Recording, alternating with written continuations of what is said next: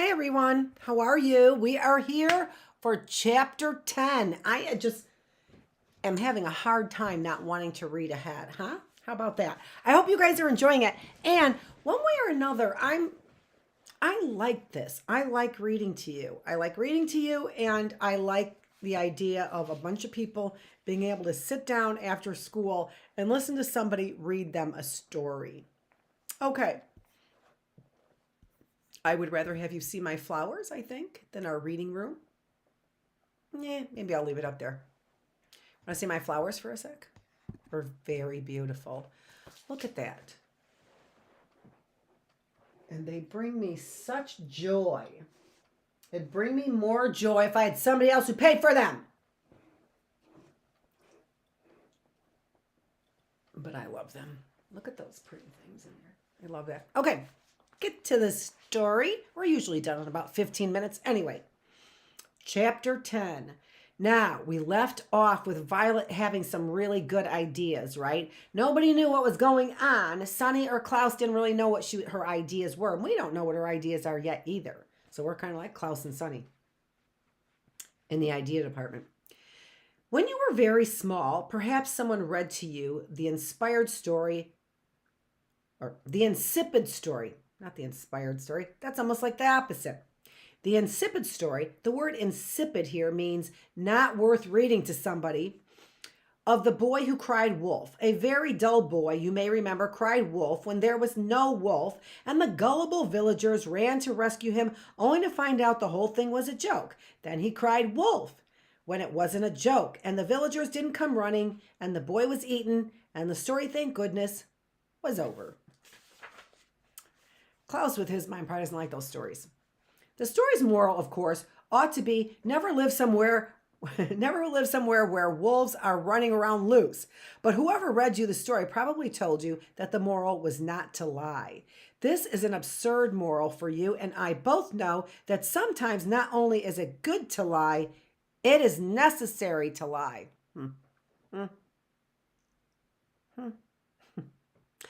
For kids, maybe. We shouldn't say that. Okay. It's the story. Let's read the story. For example, it was perfectly appropriate after Violet left the reptile room for Sunny to crawl over to the cage that held the incredibly deadly viper, unlatch the cage, and begin screaming as loudly as she could, even though there was really nothing wrong.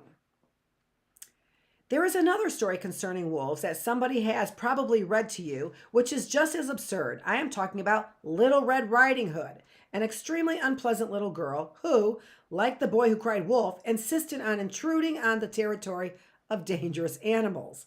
You will recall that the wolf, after being treated very rudely by Little Red Riding Hood, ate the little girl's grandmother and put on her clothing as a disguise. It is this aspect of the story that is the most ridiculous because one would think that even a little girl as dim-witted as Little Red Riding Hood could tell in an instant the difference between her grandmother and a wolf dressed in a nightgown and fuzzy slippers. Good point. If you know somebody very well, like your grandmother or your baby sister, you will know when they're real and when they are real and when they are fake. This is why, as Sunny began to scream, Violet and Klaus could tell immediately that her scream was absolutely fake. That scream is absolutely fake, Klaus said to himself from the other end of the reptile room. That scream is absolutely fake, Violet said to herself from the stairs as she went up to her room. My lord, something is terribly wrong, Mr. Post said to himself from the kitchen where he was talking on the phone. Goodbye, he said into the receiver, hung up, and ran out of the kitchen to see what was the matter. What's the matter, Mr. Poe asked Stefano and Dr. Lucafont, who had finished unloading the suitcases and were entering the house. I heard some screams coming from the reptile room. I'm sure it's nothing, Stefano said. You know how children are, Dr. Lucafont said. We can't have another tragedy on our hands, Mr. Poe said, and rushed to the enormous door of the reptile room. Children, children. In here, Klaus replied. Come quickly. His voice was rough and low, and anyone who didn't know Klaus would think he was very frightened. If you did know Klaus, however, you would know that when he was very frightened, his voice became tense and squeaky, as it did when he discovered Uncle Monty's body. His voice became rough and low when he was trying not to laugh. It is a very good thing that Klaus managed not to laugh as Mr. Poe, Stefano, and Dr. Lucafont came into the reptile room. It would have spoiled everything. Sunny was lying down on the marble floor, her tiny arms and legs waving wildly as if she were trying to swim. Her facial expression was what made Klaus want to chuckle.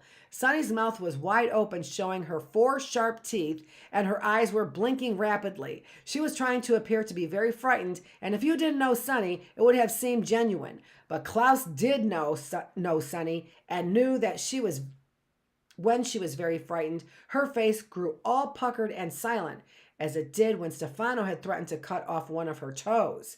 To anyone but Klaus, Sunny looked as if she were very frightened, particularly because of who she was with. For wrapped around Sunny's small body was a snake as dark as a coal mine and as thick as a sewer pipe. It was looking at Sunny with shiny green eyes, and its mouth was open as if it were about to bite her. "The incredibly deadly viper," Klaus cried. "It's going to bite her," Klaus screamed, and Sunny opened her mouth and eyes even wider to seem even more scared.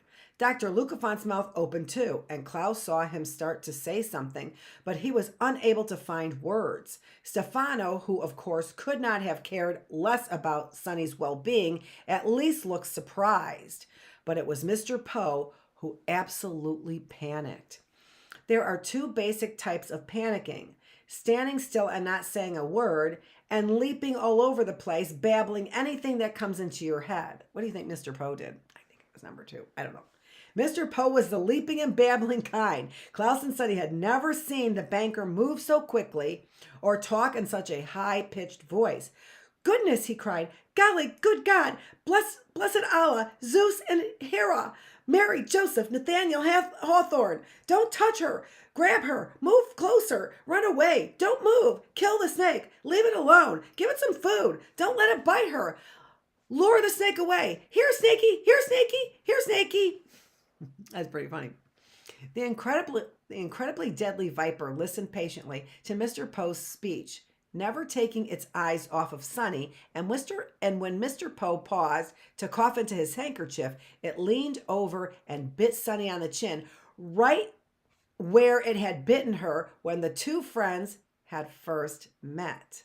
Klaus tried not to grin, but Dr. Lucafont gasped. Stefano stared, and Mr. Poe began leaping and babbling again. "It's bitten her," he cried. "It's bitten her! It's bitten her! Calm down! Get moving! Call an ambulance! Call the police! Call the scientists! Call my wife! This is terrible! This is awful! This is ghastly! This is phantasmagorical! This is nothing to worry about," Stefano interrupted smoothly. "What do you mean, nothing to worry about?" Mr. Poe asked incredulously. "Sunny was just bitten by, what's the name of the snake, Klaus?" "The incredibly deadly viper," Klaus answered promptly. "The incredibly deadly viper," Mr. Poe repeated, pointing to the snake as it held onto Sunny's chin with its teeth. Sunny gave another fake shriek of fear. "How can you say it's nothing to worry about?" "Because the incredibly deadly viper is completely harmless," Stefano said. "Calm yourself, Poe. The snake's name is a misnomer that Dr. Montgomery created for his own amusement." "Are you sure?" Mr. Poe asked. His voice got a little lower, and he moved a bit more slowly as he began to calm down. "Of course I'm sure," Stefano said, and Klaus recognized a look on his face he remembered from living at Count Olaf's. It was a look of sheer vanity, a word which here means Count Olaf thinking he's the most incredible person who's ever lived. When the Baudelaire orphans had been under Olaf's care, he had often acted this way, always happy to show off his skills, whether he was on stage with his atrocious theater company or up to his tower room making nasty plans. Stefano smiled and continued to speak to Mr. Poe, eager to show off. The snake is perfectly harmless, friendly even. I read up on the incredibly deadly viper and many other snakes in the library section of the Reptile Room, as well as Dr. Montgomery's private papers. Dr. Lucafont cleared his throat. Boss, he said. Don't interrupt me, Dr. Lucafont, Stefano said. I studied books on all the major species. I looked carefully at sketches and charts. I took careful notes and looked them over each night before I went to sleep. If I may say so, I consider myself to be quite the expert on snakes. Aha! Sunny cried, disentangling herself from the incredibly deadly viper. Sunny, you're unharmed, Mr. Poe cried.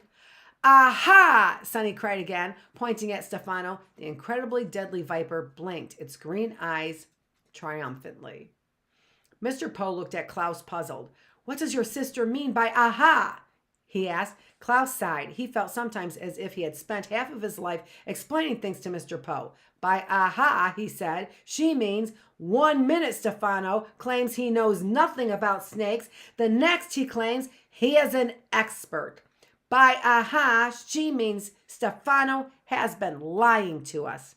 By aha, she means we finally exposed his dishonesty to you. By aha, she means aha. That's it for today. Chapter 11 coming up. Okay, I read that kind of fast, I think. We haven't been here that long. That's okay.